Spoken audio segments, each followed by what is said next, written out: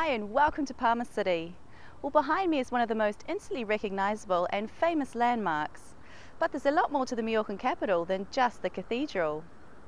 Parma can come as quite a surprise to some people, as it's stylish and sophisticated, intimate but yet bursting with life.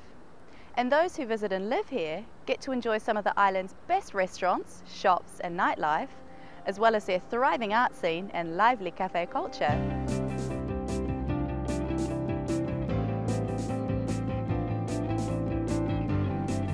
Despite its long history and its many old buildings, much of the city was built in the last 100 years. The main shopping street, for example, the Ave Jaume III, was built just 30 years ago and in many ways represents the rest of the city. Modern and cosmopolitan, but with a sense of history.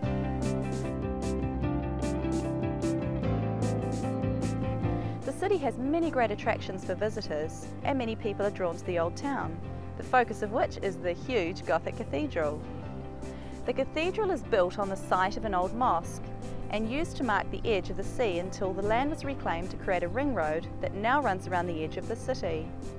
It took 400 years to finish the cathedral and now it's one of the major tourist attractions of the city.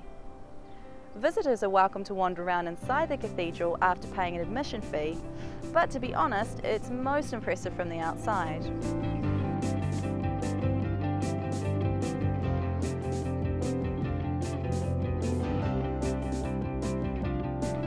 Behind the cathedral is the old town of Palma. Its narrow streets and walled gardens hark back to the Arab ancestry. At the top of the steps by the cathedral, you can take a horse-drawn carriage around the city, but there's no official pricing for these, so I'd agree to a fee before you set off. One of the most interesting and pretty plazas is the Plaza Espana in the north of the city. This tree-lined square is also the central transport hub, as buses and trains have their stations here. And there's a number of cafes if you fancy some people watching. If you're looking for some art here in Parma, we'd recommend the Esplanade Contemporary Art Museum just across the park in Santa Catalina. During the summer months it's open from 10 in the morning till 9 o'clock at night, and in July and August on a Friday it's open till midnight. The admission fee is €6, but if you go along on a Friday, it's by donation only.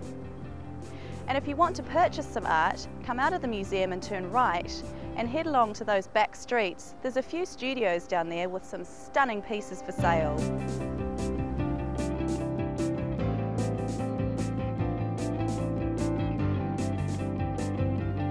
The port in Palma is home to some of the largest luxury super yachts in the Mediterranean, and during the summer months is a hub for the rich and famous. Although most mere mortals won't be allowed down to see the boats, you may end up rubbing shoulders with them in any of the local bars and cafes along the Passing de Maritime. At the end of the passing towards the centre of town, there's a number of great restaurants where you can enjoy the evening air and some excellent seafood. Further back from the road you'll find the Llonja area, which really comes alive at night. The narrow streets fill with people after dark, and the bars and restaurants here are particularly good. Try the Fawn restaurant for the tapas and the Puro Hotel for a drink. From its Gothic architecture of the cathedral through to the chic bars in Llonja, Parma has something to offer everybody. Its brilliant weather and beaches close by make it the perfect short break destination, or perhaps even a longer holiday. Well, that's all for now. Thanks for watching, and I'll see you here next week on cmallorca.com.